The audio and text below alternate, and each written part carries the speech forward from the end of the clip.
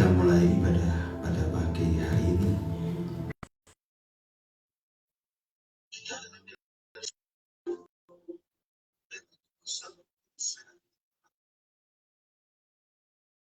Mari kita akan menyembah pada Tuhan.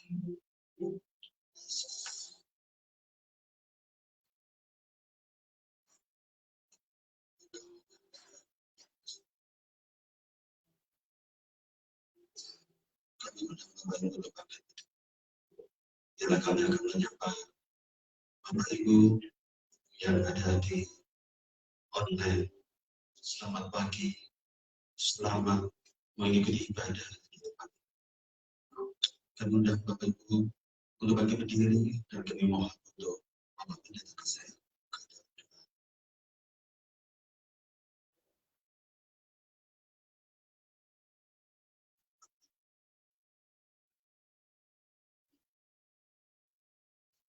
Mari kita satukan hati kita untuk kita datang kepada Tuhan. Bapa, di dalam nama Tuhan Yesus Kristus, Juru Selamat kami yang hidup, segala puji, hormat, syukur, dan kemuliaan hanya bagi Engkau, Allah yang berkuasa atas surga dan bumi.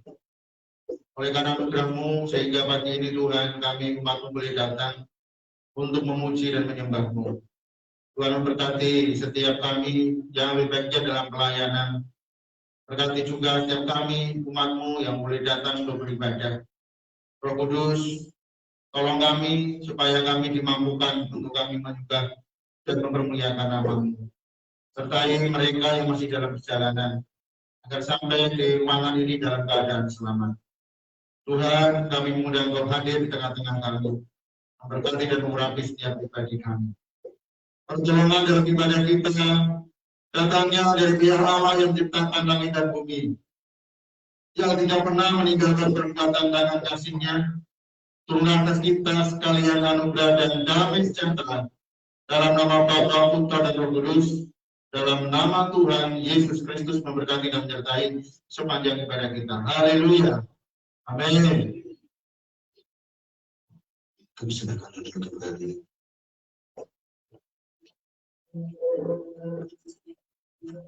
Bapak Ibu, jika kita menghadapi setiap tantangan, kita tidak gegabah, kita tidak lari kemana-mana, tetapi tenangkan hati. Biar Tuhan akan memimpin setiap langkah hidup kita. Kurasakan tangan, genggaman tangannya Tuhan di dalam hidup kita. Tenanglah kini hatiku Tuhan.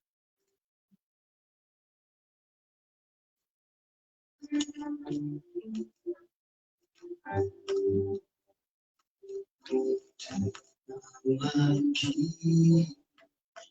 hatiku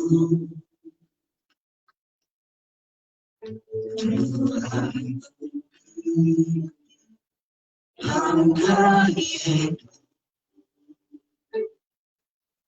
di saat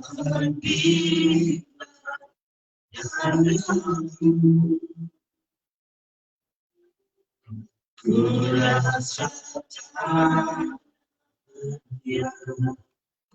Yesus membimbingku, membimbingku, tanganku Yesus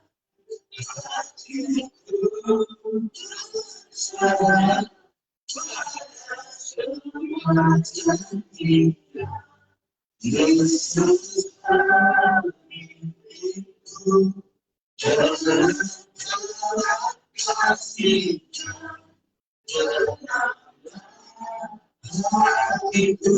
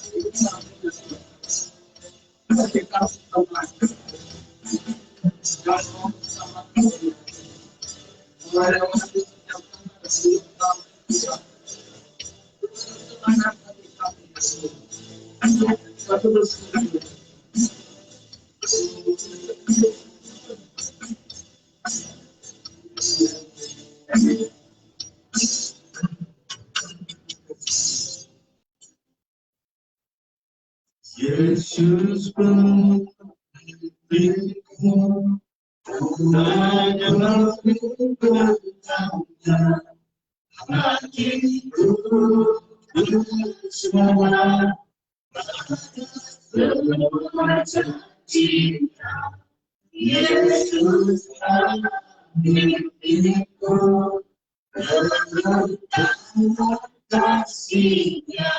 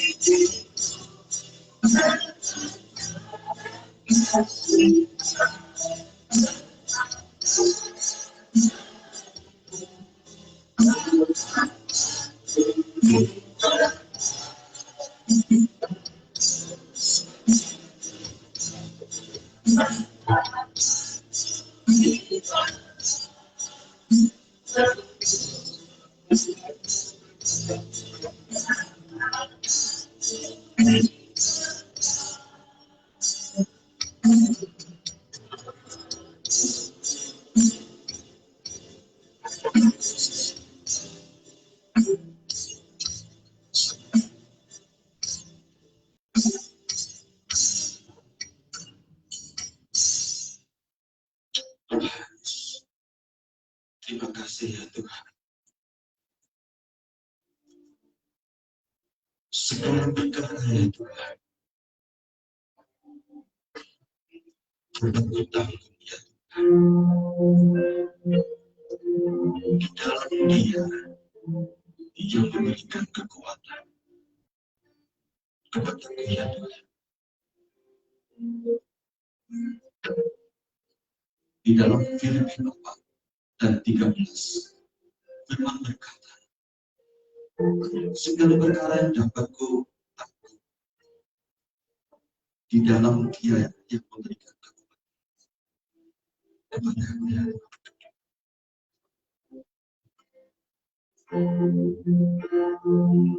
Segala perkara dapat ku tangguh di dalam Dia yang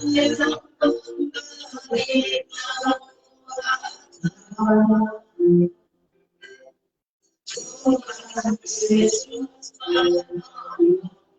sama percaya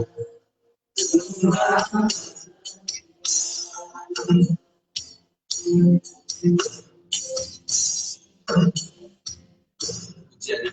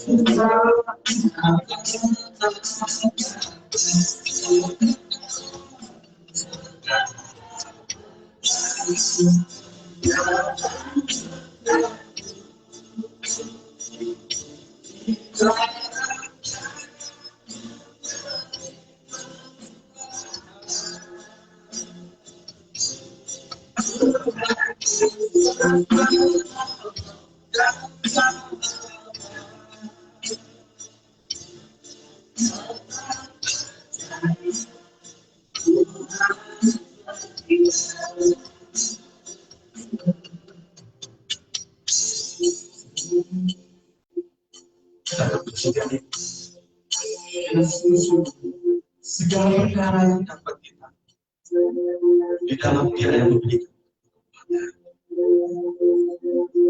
segala perkara dapat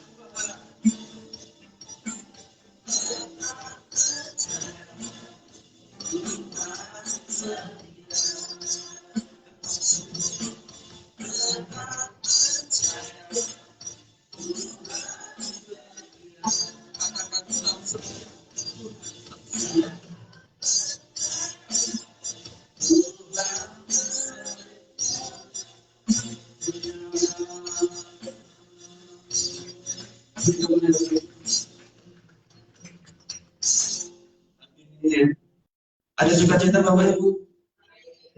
Sudah biasa Tuhan itu memberikan kekuatan di dalam setiap hidup kita. Pujian ini mengatakan segala perkara, setiap apa yang kita hadapi, kalau kita bersama Dia pasti bisa dilewati. Amin. Tuhan memberikan kekuatan. Tuhan memberikan power pada kita untuk setiap kita melangkah setiap. Amin. Itu kembali. Karena sekali. Yes. Kalau saya siapkan kita bisa memberikan nama Tuhan. Haleluya.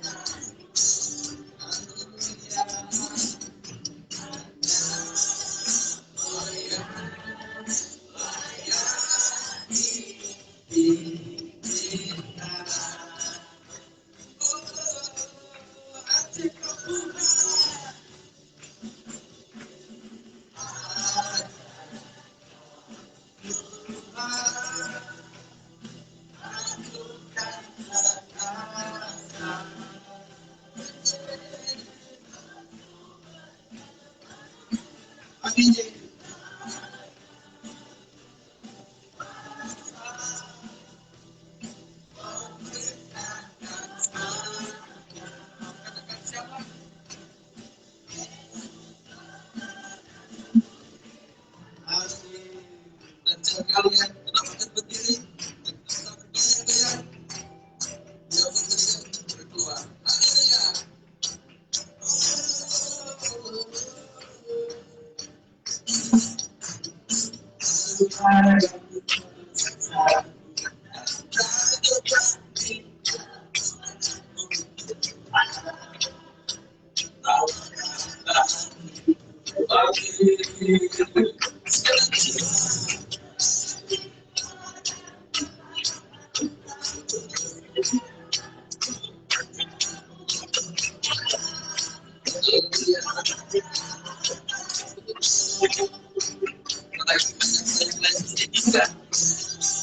Siap-siap kita selanjutnya.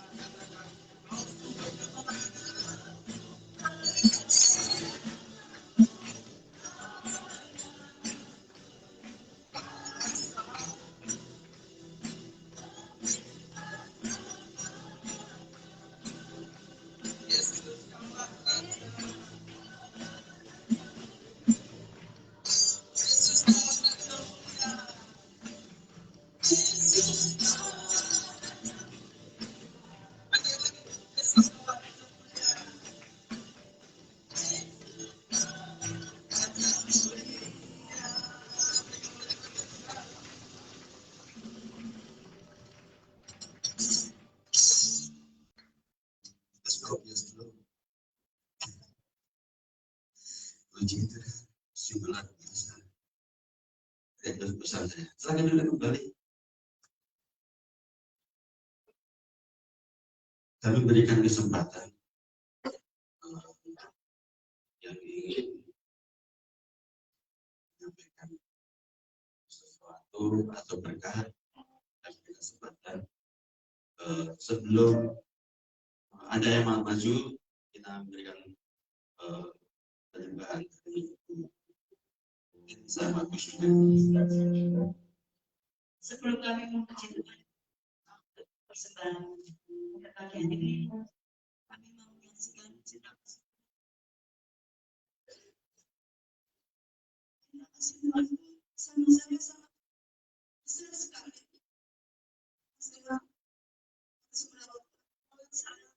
syukur hari ini kami masih kesehatan dan kekuatan kami masih bisa berkumpul bersama saudara-saudara. Di sini kami sebenarnya di sini kami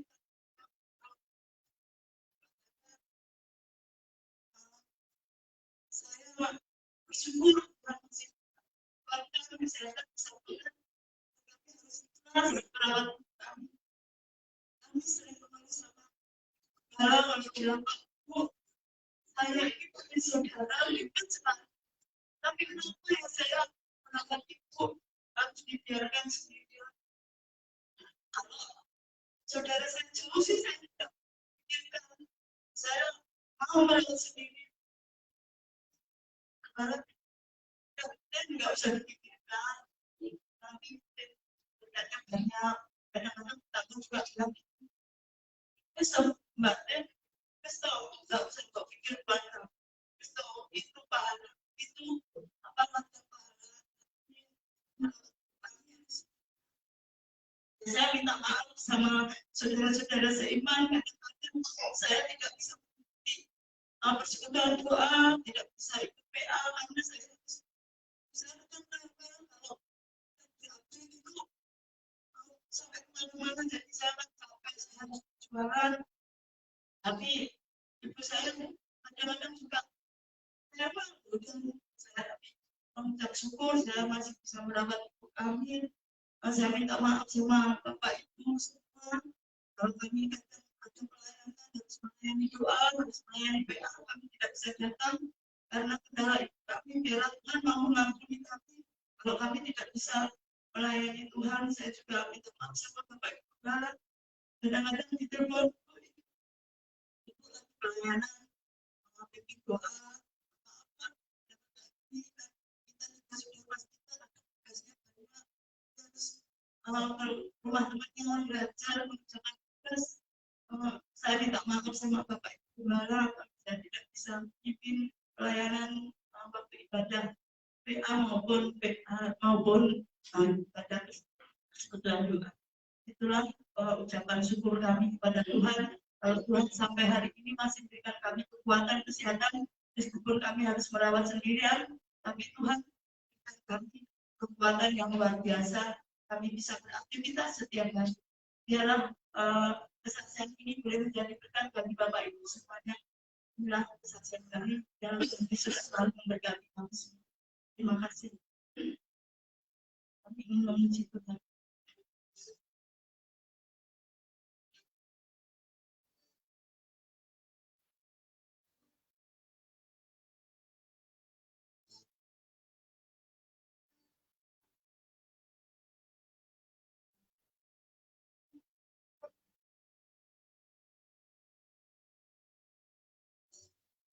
Seperti wanita murah menangis di bawah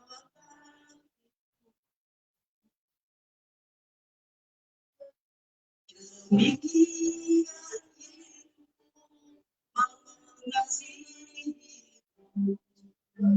Yesus engkau baik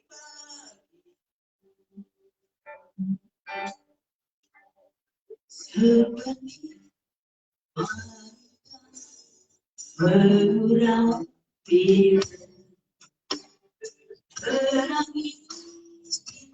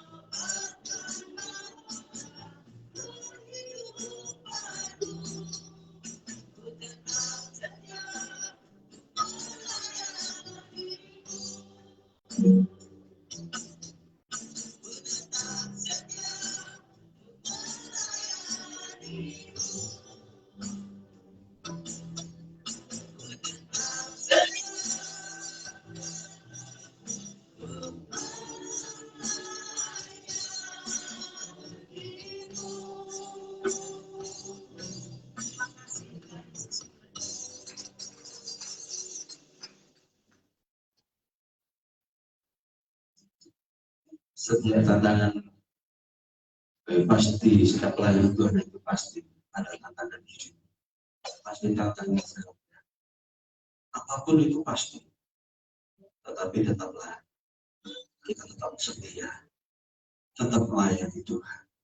Pujian yang mengatakan jadi seperti wanita dan selalu setia terus melayani Tuhan sampai titik penghabisan. Dalam pujian ini menjadikan berkat bagi kita semua. Kita tetap setia terus kepada Tuhan. Amin. Kami berikan satu kali kesaksian. Silakan.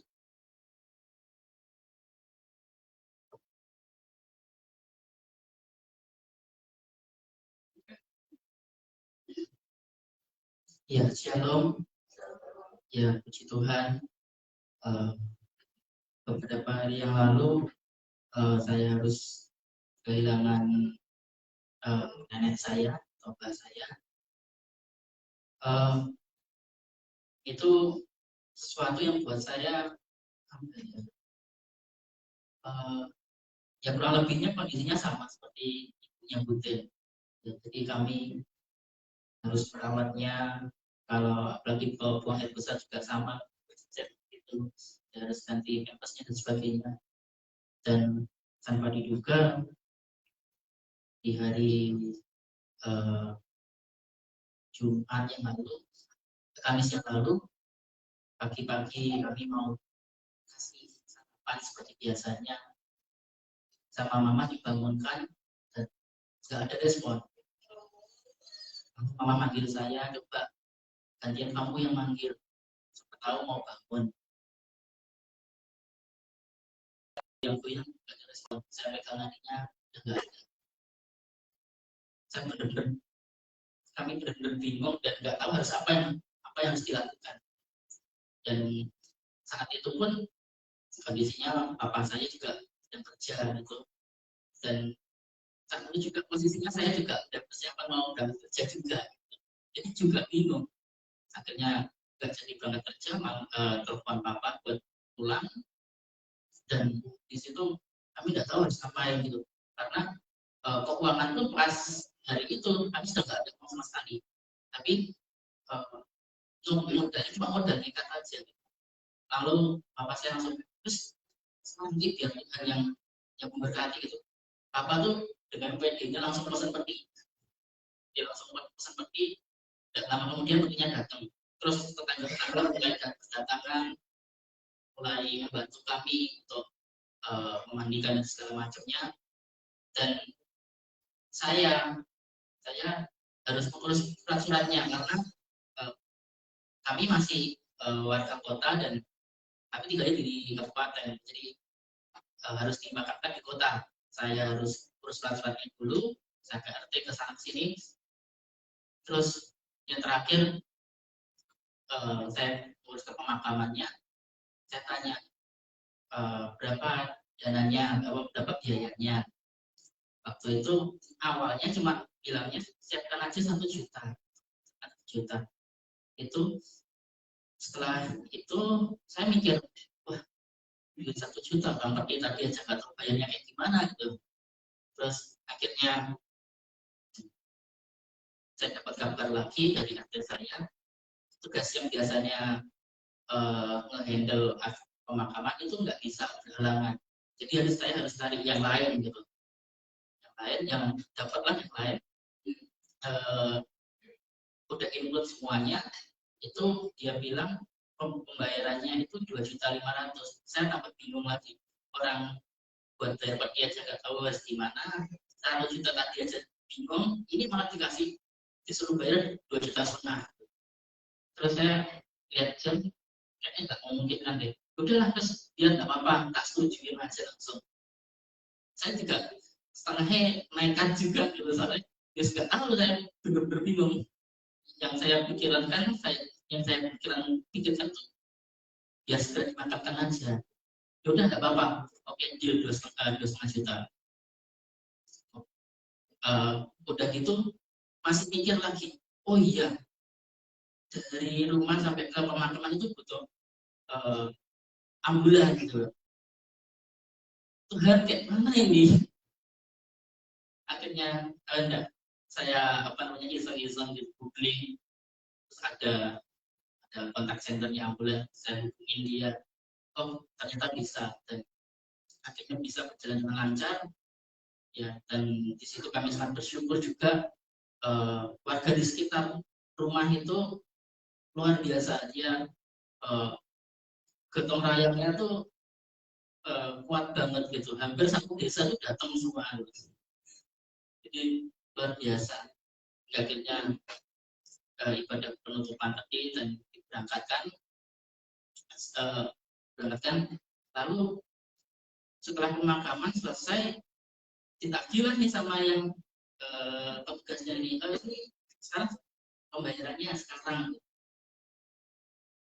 Awalnya orang ini bilang ya nanti bisa dibicarakan, kok tiba-tiba harus sekarang. Waduh, sebentar Pak, saya butuh waktu. Cari uang 2,5 juta tiba-tiba. Terus oh nggak bisa, harus sekarang, dia bilang gitu. Dan tinggal aja, daripada repot-repot, motor jadi jaminannya biar di situ aja, biar bapak bawa besok pagi saya bayar gitu. Setengahnya bingung, nggak ada uang, udah nggak ada uang lagi nih, udah benar-benar habis, gimana caranya? Dan luar biasanya Tuhan itu mau menyediakan tempat pada waktunya. Malam-malam ada salah seorang tuh membantu, dia transfer 2,5 juta. Pas banget nih. Akhirnya besok pagi langsung datang ke rumahnya si petugas ini, langsung bayar, selesai. Ya, langsung bayar, jadi nggak ada tanggungan lagi. Dan setelah itu berkat Tuhan ngalir terus gitu, jadi bisa untuk istilahnya bagi nasi kotak sedesa dan sebagainya gitu. Ya itu semua berkat kemurahan Tuhan. Ya, yang awalnya saya nggak tahu harus gimana, tapi semuanya Tuhan atur dengan sedemikian rupa. Nggak ada yang kurang bahkan berlebih. Tuhan Yesus memberkati. Terima kasih Mas Rizal, membuat kekuatan bagi kita semua. Matematikanya Tuhan itu beda dengan matematika kita. Benar enggak? Apa yang kita tidak bisa menghitung semua itu. Tapi Tuhan itu tepat pada waktunya akan memberi. Tepat pada waktunya Tuhan tahu. Tepat pada waktunya Tuhan akan membantu. Amin. Oleh sebab itu, kita jangan tinggalkan Tuhan Yesus. Kita tetap mengasihi Tuhan. Mengasihi Tuhan dengan tulus hati. Kedua Bapak Ibu Bapak berdoa. Kita akan masuk dalam firman Tuhan. Aku mengasihi Engkau Tuhan.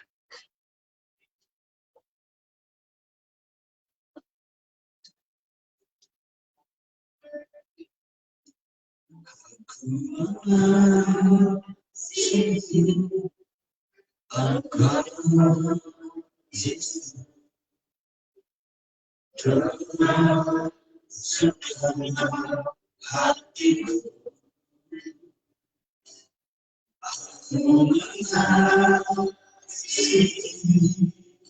Engkau Yesus.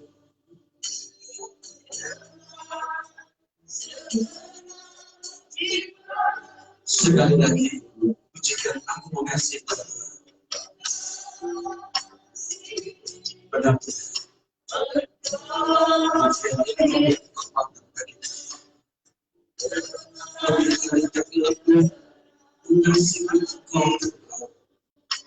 Mengasihi Engkau dengan segenap hatiku. Biarlah firman Tuhan kami lakukan. Siang dan malam.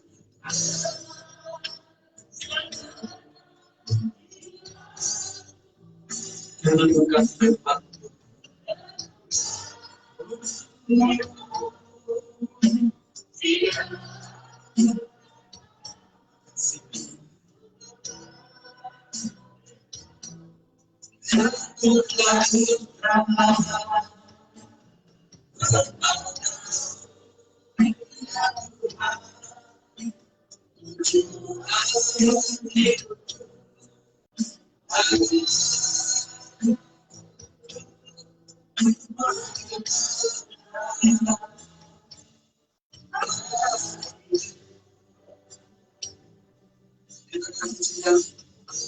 aku mengasihi Tuhan dengan sungguh-sungguh.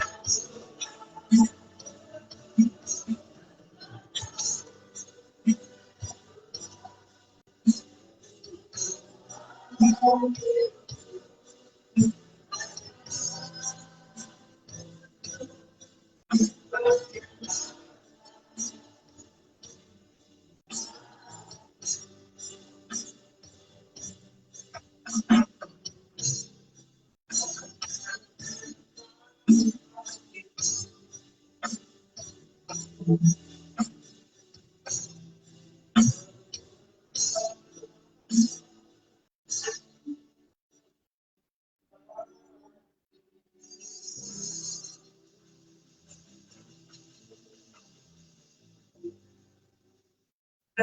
kami Tuhan hanya untuk menyenangkan hati.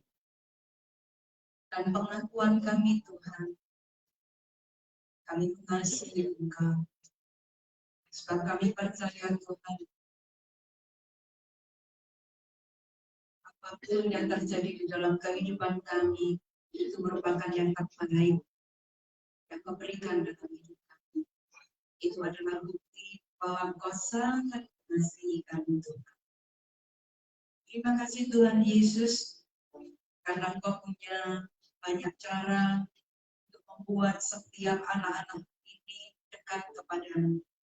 Tetapi Engkau juga terlalu punya banyak cara untuk menolong kami. Terima kasih Tuhan Yesus, terima kasih. Kami bersyukur dan berterima kasih Tuhan, karena kami punya Engkau, Allah yang hidup. Terima kasih Tuhan Yesus, terima kasih. Dan pagi hari ini Tuhan, kami rindu Tuhan, saat kami ada di sini, kami rindu Tuhan untuk menerima kebenaran akan firman-Mu. Biarlah firman-Mu nanti Tuhan juga benar-benar merupakan jawaban dan kekuatan di dalam kehidupan kami. Kami membuka hati kami Tuhan untuk tampilan akan firman-Mu. Engkau memberkati setiap kami, memberkati telinga kami, memberkati waktu-waktu ini, memberkati tempat ini Tuhan. Sebab kami percaya dan kami mau Tuhan, saat kami nanti pulang Tuhan, kami membawa berkat yang daripada-Mu. Terima kasih Tuhan Yesus, terima kasih. Ini hamba-Mu Tuhan, menyerahkan semua ke dalam tangan-Mu, karena hamba-Mu tidak bisa berbuat sesuatu apapun tanpa Engkau Tuhan. Kami percaya Tuhan, bahwa Engkau mengurapi hamba-Mu, dan pakai lidah bibir hamba-Mu untuk menyampaikan kebenaran akan firman-Mu. Dan biarlah semuanya berasal daripada-Mu. Di dalam nama Tuhan Yesus Kristus, mari semua katakan, amin. Silakan duduk. Shalom.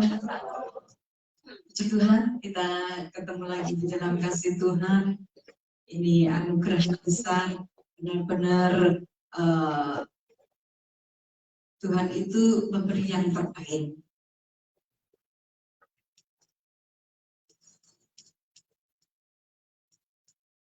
Nah, saudaraku yang terkasih, saya jadi teringat pada waktu Kutin, Mas Risa, kesaksian gitu ya.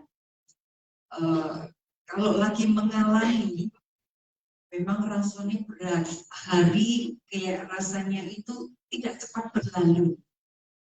Apalagi merasa begini, kayak Kutin merasakan tidurku ada loh, tapi kok gak ngilangi gitu ya. Kayak dialami Mas Risa juga ya. Sebelum saya melanjutkan perkataan saya jadi teringat satu rekan pelayanan saya. Dia berkata demikian, kalau mengalami banyak hal ini harusnya bersyukur. Kenapa? Karena kalau kita berhenti, Tuhan sudah menyelesaikan, kekuatan kita ini jadi berkurang. Firman Tuhan katakan gitu ya, dalam kelemahanku kuasa Tuhan semakin nyata. Yang ngomong, aku lebih senang aku di dalam pergumulan, karena di situ aku menjadi kuat, aku menjadi mampu dan bisa melakukan banyak hal. Saya merenungkan kata-katanya, saya menjadi seperti itu. Iya, benar. Kalau sekarang Tuhan itu membuat kita ini sudah selesai, kelihatannya persoalan kita ini selesai, sebenarnya belum. Kamu lihat anak-anak yang sekolah itu, setiap tahun waktu naik kelas, dia akan ketemu pelajaran yang sama. Kalau matematika, itu dari kelas 1 sampai 4 sekolah gitu ya, itu ada. Tetapi kadarnya yang beda. Kalau kelas 1 mungkin matematika masih simpel 1+1 gimana gitu ya. Selesai naik kelas 2, ketemu matematika lagi. Ya, kadarnya, bobotnya akan beda. Terus seperti orang yang mengangkat beban, itu kalau masih pertama kali kerja untuk angkat barang, ya nggak akan mungkin mengangkat langsung sekaligus yang banyak, gitu ya. Dia akan memulai dulu mungkin untuk satu sak yang isinya 25 kilo. Nanti bertambah lagi, karena dia ketemunya dengan itu pekerjaannya, dia akan bertambah lagi 50 kilo. Dia akan lagi bertambah lagi akan 100 kilo. Jadi Bapak Ibu Saudara semua, kalau hari-hari ini mengalami satu pergumulan, percaya dan bersyukur saja. Jangan kehilangan sukacita surgawi, karena akan kehilangan semuanya, akan menjadi berat. Ya. Saudara saya ngomong seperti ini. Karena dia, adik saya ngomong, kalau aku jadi kamu, mungkin aku wis stres. Belakangan saya ngomong sama anak saya, Mas Hendri, ya, tak renungkan ya, kayak begitu ya. Bersyukur loh, mama nggak stres ya. Karena kalau peribahasa mengatakan sudah jatuh ketimpa tangga gitu ya. Saya merenungkan hal itu, betapa baiknya Tuhan. Mentor saya mengatakan seperti ini, gak usah bingung Bu, gak usah merasa terbebani, nanti ada waktunya. Jadi apa yang terjadi hari ini, jalani saja. Pasti semuanya lewat. Jangan sampai kita kehilangan sukacita surgawi. Terus apa yang dialami Mas Rizal, kami juga mengalami. Bagaimana, kenapa saya bisa ngomong? Ternyata saya juga teringat dengan mentor saya, almarhum itu, yang ngomong seperti ini. Saya tanya, kenapa enggak pelayanan dari dulu-dulu? Saya dikasih ilustrasi seperti ini. Kan? Kalau orang belanja, itu kalau keranjangnya belum penuh, dia nggak akan selesai untuk belanja. Tapi kalau keranjangnya sudah penuh, nanti akan dibagi-bagi. Saya memahami artinya. Jadi kalau kita ini dalam hidup ini, kita ini belum penuh, bagaimana kita bisa membagi? Jadi kalau kita memberi kekuatan pada orang, kamu nggak pernah mengalami ngomong si pena. Karena saya pernah digitukan dengan satu teman saya waktu dia curhat-curhat gitu. Oh yang ini, kamu nggak ngalami loh. Kan kita ngomong, terus saya ketawa kok kayak gini. Justru aku bisa ngomong karena mengalami. Jadi ada satu kekuatan untuk memberi kekuatan kepada yang lain. Waktu Pak Kalen nggak ada, saya kan masih sakit. Jadi yang ngurusin kan Mas Edi sama ada jemaat, ada pendetanya juga. Nah, kita nggak tahu karena waktu itu saya nggak ikut satu perkumpulan gitu ya. Jadi harus biayanya itu banyak. Kalau Mas Rizal itu bisa dikatakan 2,5 juta. Itu mahal gitu ya.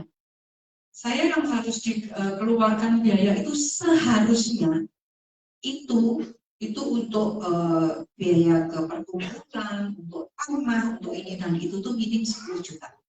Dan kalau sampai beberapa hari kita bisa ngeluarin sampai kira-kira kalau waktu mertua saya ada bisa 40 juta ya terbeli. Nah, tapi saya bersyukur dengan meskipun pada akhirnya Pak Kalen ini dengan perjuangannya dia di akhir hidupnya itu tidak positif gitu ya. Nah, biaya yang harus kita keluarkan dari segitu saya sudah nggak mikir apa-apa, saya nggak bisa mikir kakak saya, ada anak saya semua ngomong. Akhirnya kita cuma keluar biaya berapa? 1,6. Berapa? Yang di PKPH? Ya, cuma 1,6. Itu dari puluhan juta loh Bapak Ibu. Dari mana? Saya nggak tahu, pokoknya ada orang-orang yang ini. Terus itu pun tidak harus seketika bayar, tidak. Orang kan tahu ya namanya lagi ada kesusahan. Jadi saya sudah nunggak gitu, saya telepon dengan bagian humasnya, saya tanya, terus dia ngomong, iya nanti aja kalau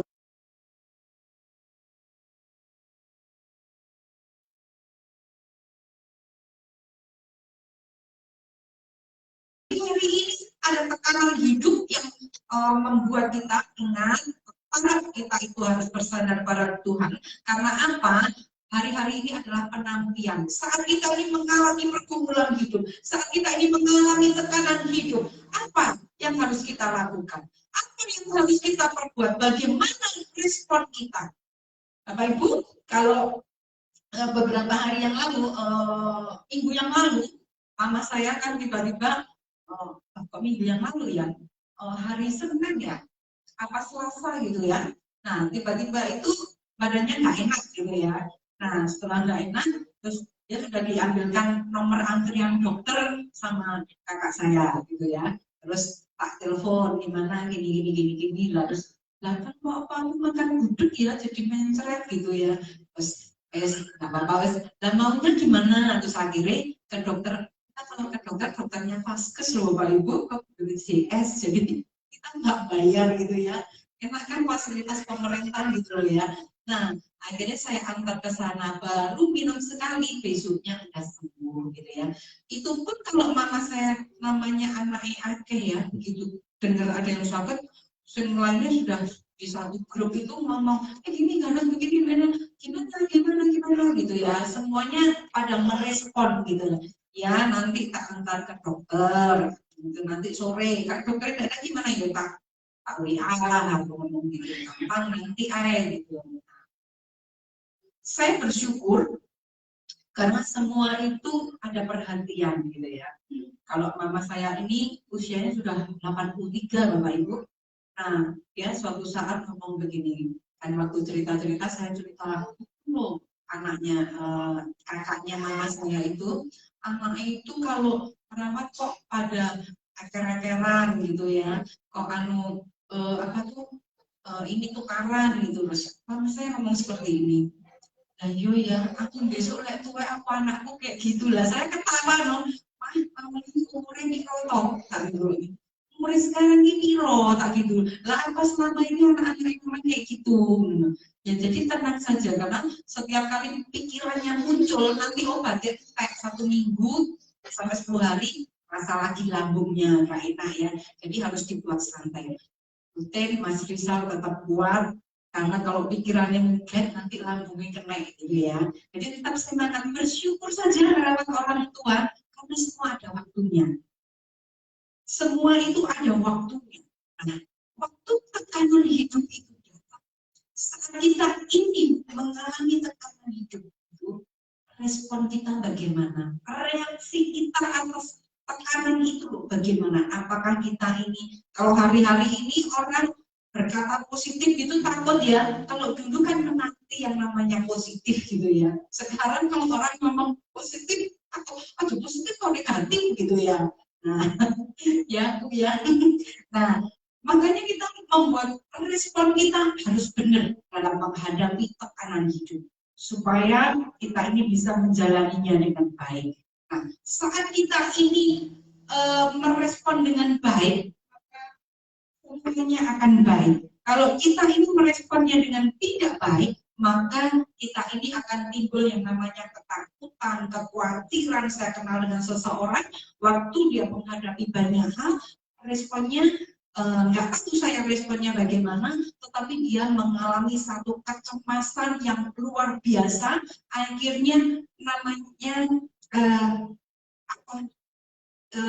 istilah kedokterannya angel banget Bapak Ibu. Nah, itu kakak saya hampir seperti itu. Setelah saya merenungkan, ya aku bersyukur banget aku tidak mengalami satu hal yang seperti itu. Yang saya tahu, saya percaya dan saya pegang bahwa Allahku luar biasa, Allahku mampu menolong. Dan satu rekan saya yang saya kenal ini, dia tuh mengalami kecemasan itu yang tinggi banget, timbul kekhawatiran. Ya bersyukurnya dia tak sampai, ya kalau dibiarkan pasti depresi ya, dan akhirnya pasti berlebihan. Bapak Ibu, saat mengalami hal seperti ini, ingat kita punya Tuhan yang luar biasa. Jadi apa yang harus kita alami, itu percaya bahwa Tuhan itu punya rencana yang indah di dalam kehidupan kita. Sikap apa yang harus kita hadapi, sikap apa yang harus kita lakukan saat tekanan hidup itu datang. Mari kita buka di dalam Kisah Rasul pasal yang keempat ayat 23 sampai 31. Kisah Rasul ayat yang keempat, pasal yang keempat ayat 23 sampai 31.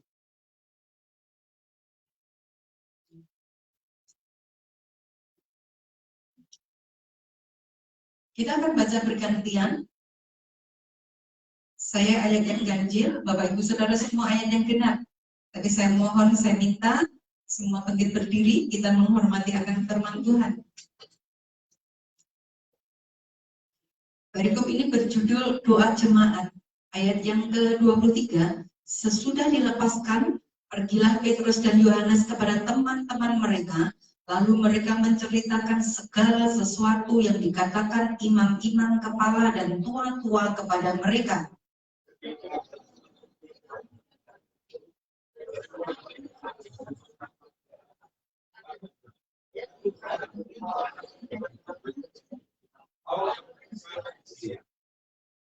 Dan oleh Roh Kudus dengan perantaraan hamba-Mu Daud, Bapa kami, Engkau telah berfirman, mengapa rusuh bangsa-bangsa, mengapa suku-suku bangsa mereka-reka perkara yang sia-sia?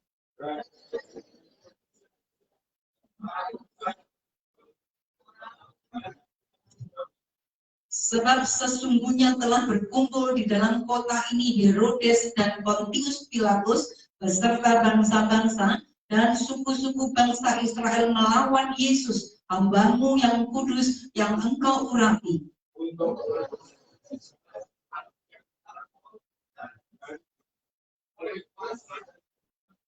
Dan sekarang ya Tuhan, lihatlah bagaimana mereka mengancam kami, dan berikanlah kepada hamba-hamba-Mu keberanian untuk memberitakan firman-Mu.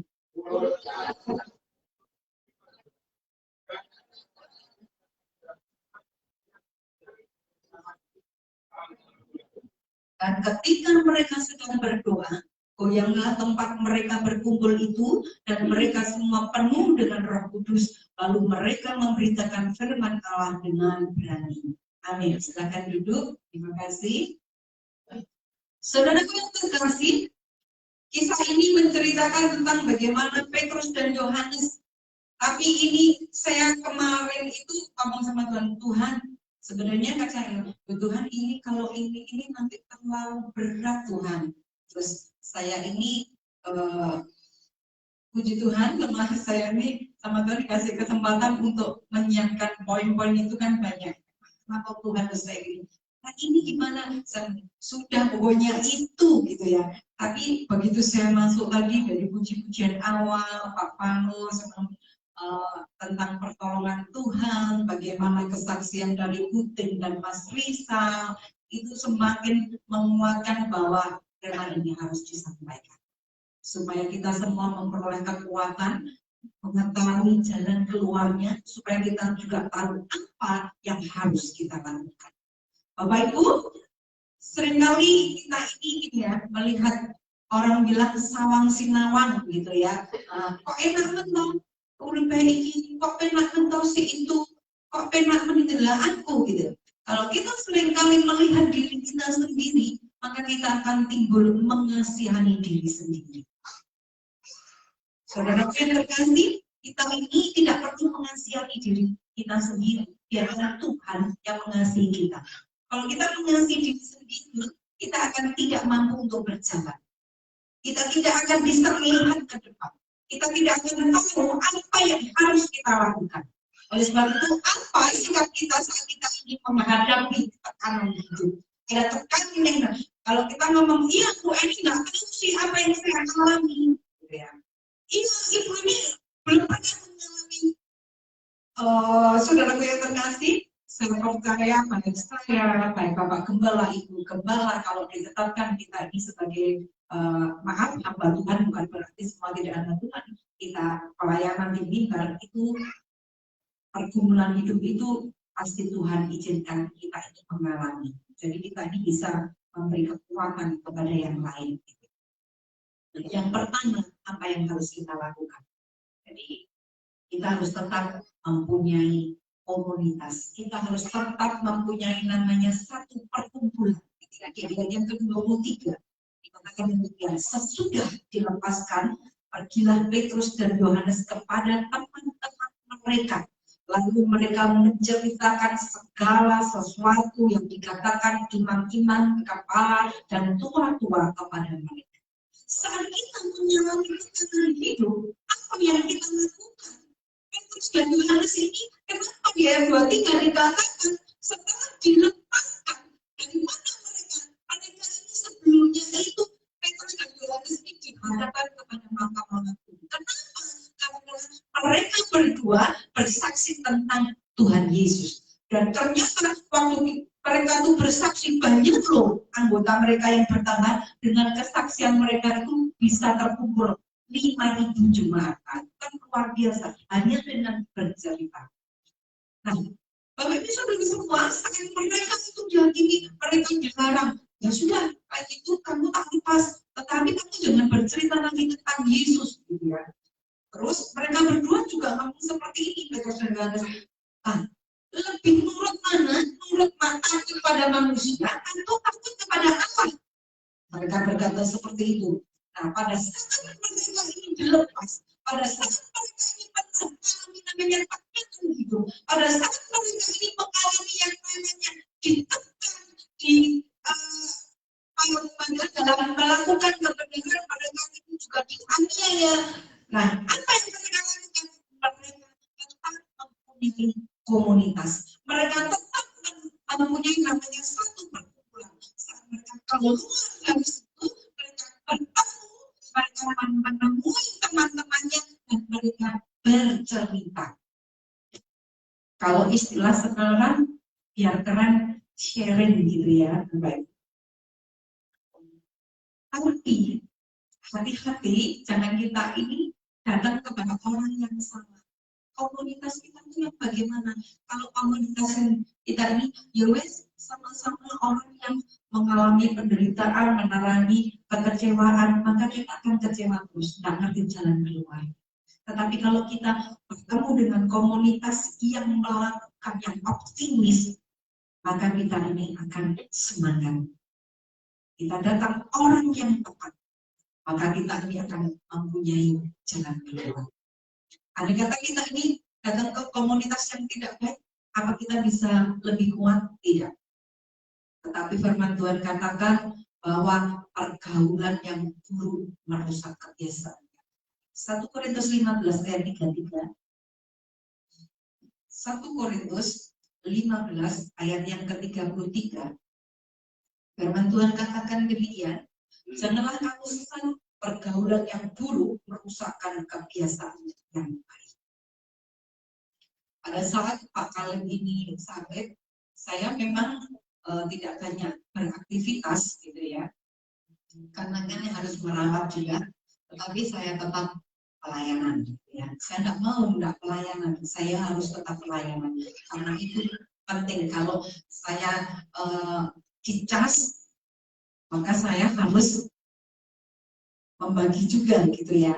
Nah, kenapa? Kalau kita bertemu dengan komunitas yang seiman, komunitas yang baik, maka kita bisa saling menguatkan, maka kita bisa saling berbagi cerita.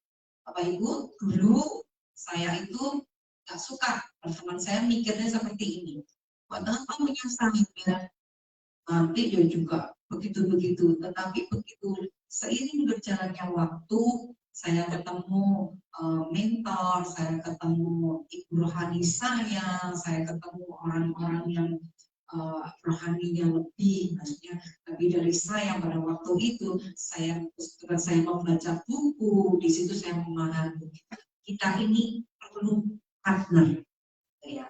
Partner yang terutama kita adalah memang benar Yesus Kristus, tetapi kita harus punya namanya sahabat. Ya. Kalau kita tidak bisa cerita dengan pasangan kita, kita ada sahabat, kita bisa curhat. Kalau kita bisa ngomong plong gitu loh ya, ada beban yang berkurang gitu ya. Jadi kita bisa ngomong gitu ya. Nah, Petrus dan Yohanes melakukan hal itu. Siapa Petrus dan Yohanes?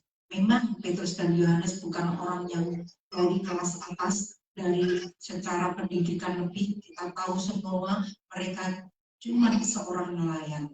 Tetapi pada saat mereka berdua sudah bertemu dengan Tuhan Yesus, ada pertemuan dengan Tuhan Yesus, maka hidupnya diubah. Itulah yang dikatakan orang bodoh dipakai Tuhan untuk mempermalukan orang pintar. Bukan berarti, saya nggak sekolah, bukan itu maksudnya. Tetapi pada waktu kita ini ada perjumpaan dengan Tuhan, maka kita ini hidup kita akan diubah. Bagaimana hal itu terjadi? Mari kita berkomunikasi. Saya bersyukur, meskipun hari-hari sejak zaman PPKM loh, gereja di sini itu tetap ada komunitasnya, tetap beribadah, dan saya melihat dan saya juga tetap semangat gitu ya. Bapak Ibu Gembala kita juga tetap semangat meskipun juga sama-sama pernah mengalami yang namanya positif tadi loh, ya.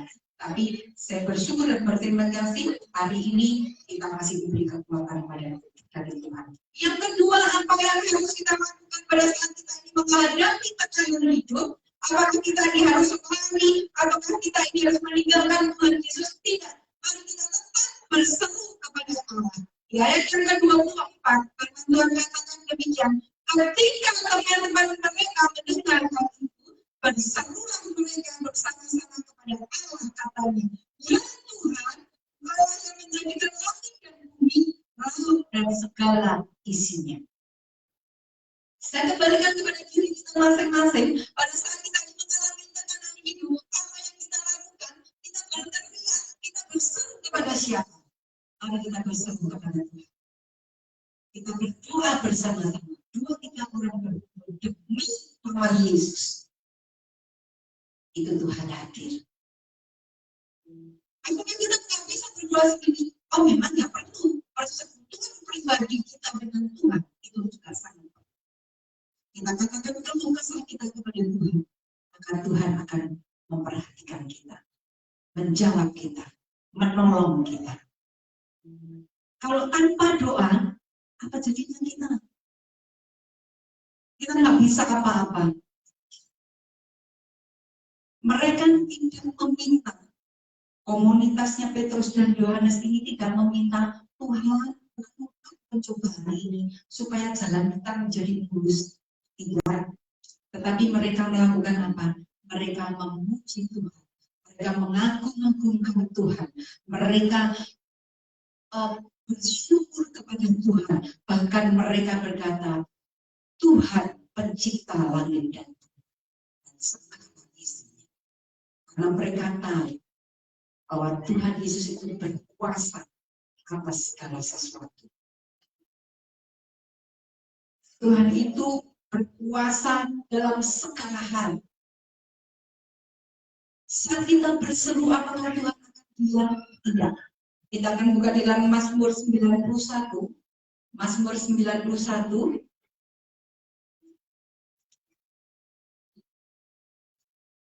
Mazmur 91 ayat yang ke-15. Firman Tuhan katakan demikian. Bila dia berseru kepadaku, aku akan menjawab. Aku akan menyertai dia dalam kesesakan. Aku akan meluputkannya dengan memuliakan. Pertanyaannya, sudahkah kita berseru kepada Tuhan? Karena di sini Tuhan katakan, bila dia berseru kepadaku, aku akan menjawab. Aku akan menyertai dia dalam kesesakan.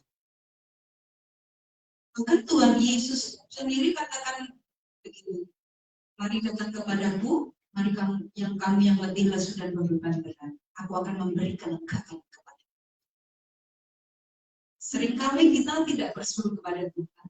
Seringkali kita, aku kisah kuat, aku iman. Seberapa kemampuan kita, Bapak Ibu Saudara semua, itu apa-apanya dibandingkan dengan Tuhan. Berserulah kepada Tuhan, karena kita tidak tahu apa yang akan terjadi di hari esok. Kita tidak tahu apa yang akan terjadi dalam hidup kita.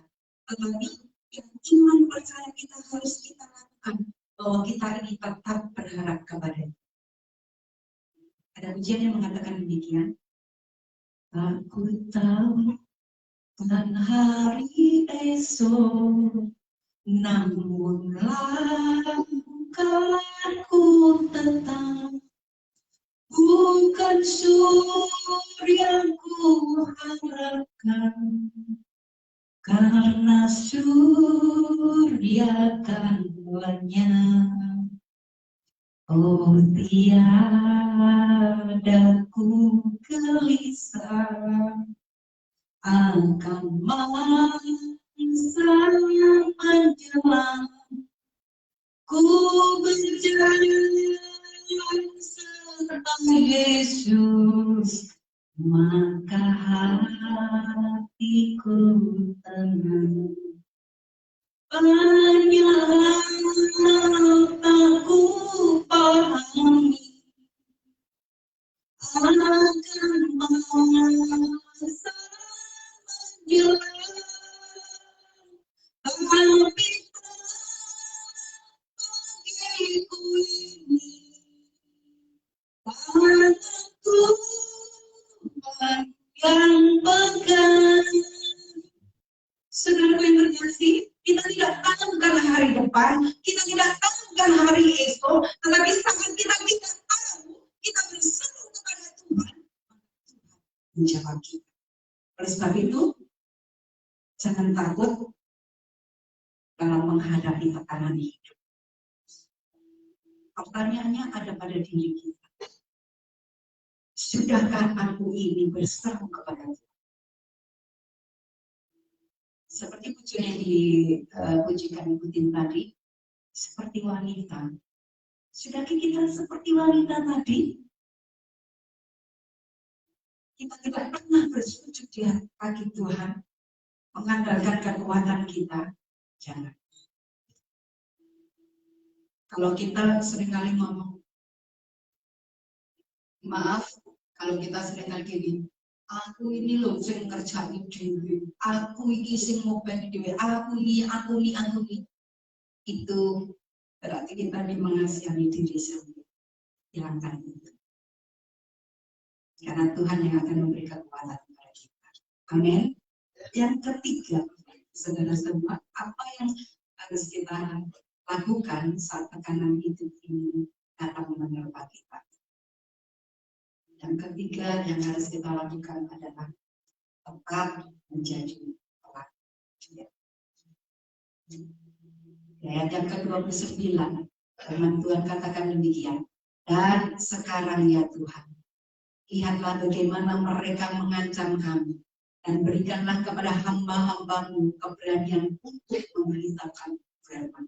Saat mereka ini ditekan, saat mereka ini ada tekanan hidup yang menekan, saat mereka yang dikatakan terhimpit, mereka berdoa kepada Tuhan, minta supaya diberi kekuatan, supaya diberi keberanian untuk apa? Bersaksi tentang Tuhan Yesus. Bagaimana dengan kita? Apakah saat kita ini mengalami tekanan hidup, kita berhenti untuk pelayanan, kita tidak memuliakan nama Tuhan, kita berhenti untuk berdoa, kita berhenti untuk datang persekutuan. Kalau kita berhenti semua itu, maka iman kita akan mengkeret, Bapak Ibu. Bagaimana kita bisa keluar jadi pemenang? Bagaimana kita bisa berkata segala perkara dapat kutanggung di dalam Dia? 1 Korintus 10 ayat 13. 1 Korintus 10 ayat yang ke-13. Firman Tuhan katakan demikian, pencobaan-pencobaan yang kamu alami ialah pencobaan-pencobaan biasa yang tidak melebihi kekuatan manusia. Sebab Allah setia, dan karena itu Ia tidak akan membiarkan kamu dicobai melampaui kekuatanmu. Pada waktu kamu dicobai, Ia akan memberikan kepadamu jalan keluar sehingga kamu dapat menanggung. Saudaraku yang terkasih, luar biasa kan Tuhan kita? Pada saat pencobaan itu datang, Tuhan itu tahu seberapa kemampuan kita. Tuhan tidak memberikan percobaan itu lebih dari kemampuan kita. Tuhan tahu seberapa kita kuat. Oleh sebab itu, pada waktu percobaan itu datang, mari kita belajar berkata terima kasih, karena ini untuk membentuk karakter kita. Karakter yang bagaimana? Karakter yang nanti sama dengan Kristus. Dan firman Tuhan ini berkata, pada waktu kamu dicobai, Ia akan memberikan kepadamu jalan keluar, sehingga kamu dapat menanggung. Jadi percaya saja, saudaraku, bahwa saat kita menghadapi pencobaan, percaya itu sementara, semua ada waktunya, dan nanti pasti Tuhan kasih jalan keluar. Kalau kita mengalami sekolah, setiap kali ada ujian, kan pasti ada jawabannya. Tidak mungkin tidak ada jawaban. Semua ada jawaban. Setiap pencobaan yang datang, itu pasti ada jalan keluar. Sehingga kita bisa berkata seperti Filipi 4 ayat 13. Filipi 4 ayat yang ke-13. Maka kita akan berkata seperti ini. Filipi 4 ayat 13, segala perkara dapat kutanggung di dalam Dia yang memberi kekuatan kepada. Maka kita akan keluar. Bapak Ibu, mungkin saya dulu sudah pernah bersaksi di sini pada saat Mas Hendri masih kuliah, masih menghadapi ujian skripsi akhirnya. Terus Pak Kaleb sudah tidak bekerja, gitu ya. Kalau ya kan ikut, kenapa ikut saya kan nggak pernah ngomong dengan Bapak Gembala dan Ibu juga, karena pada waktu serangan yang terakhir Pak Kaleb ini kena saraf yang tidak bisa membaca, gitu ya. Jadi otomatis tidak bisa bekerja. Nah, yang namanya orang yang aktivitasnya tinggi sebelumnya, tiba-tiba seperti itu pasti emosinya kadang-kadang tidak terkontrol. Nah, suatu hari waktu perjalanan, dia tuh pengennya apa, terus hari biasa sebentar, kita kan masih ngirim apalah gitu ya. Nah, saya karyawan tidak ada, waktu itu begitu Pak Kaleb sakit itu selang berapa lama, karyawan semua keluar ya, sopir juga keluar. Oke. Saya tanya ke Tuhan, aku ini kok berbuat seperti ini saja ini buat apa tuh Tuhan? Mau aku ini kasih ngerti tuh saja itu, aku melakukan ini untuk apa gitu. Setelah semuanya berlalu, saya mengerti bahwa setelah Pak Kaleb benar-benar sakit yang harus cuci darah itu, saya baru mengerti, oh Tuhan membentuk saya supaya kuat, sehingga saya harus bisa berkata, segala perkara dapat kutanggung di dalam Dia yang memberi kekuatan kepadaku. Waktu merawat itu, saya tidak pernah sakit loh Bapak Ibu. Saya nggak pernah namanya flu aja nggak pernah. Batuk saja nggak pernah. Saya paling cuma capek, pijat sudah. Dan saya nggak tahu kalau saya merenungkan, ini benar-benar kekuatan dari Tuhan. Setelah nggak ada ya, apa ya, kayak kekuatan itu ya bukan makanya kenapa rekan saya aku lebih senang kayak dulu tuh saya diuber-uber penagih utang, diuber-uber masalah apa, saya menjadi kuat. Saudaraku percaya setiap pergumulan hidup yang kita hadapi itu membuat kita menjadi kuat. Dan satu hal, Tuhan punya jalan keluarnya. Jangan cari ke yang lain. Tuhan jalan keluarnya, hanya Dia. 3 hal Bapak Ibu. Mari saya undang pemain musik untuk naik ke depan.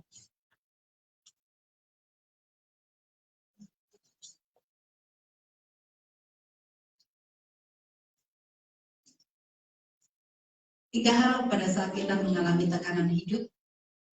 Yang pertama, kita harus tetap mempunyai komunitas. Jangan tidak datang ibadah, jangan tidak datang kepada Tuhan.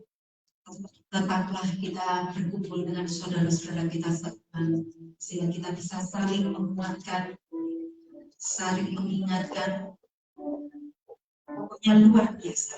Ya. Yang kedua, jangan lupa kita tetap berseru kepada Tuhan. Terakhir, tetap kita menjadi pelaku firman. Kalau kita menjadi pelaku firman, maka kita bisa menghidupi yang namanya firman itu hidup. Dan kalau firman itu hidup, bagaimana caranya? Ya kita menghidupi firman yang hidup, supaya orang melihat ada Yesus yang hidup di dalam kita. Sehingga orang bisa berkata, ternyata enak ya punya Tuhan Yesus. Haleluya. Sambil merenungkan kebenaran akan Tuhan, karena kita tidak tahu akan hari esok kita tidak tahu apa yang akan terjadi. Kita akan satu ujian.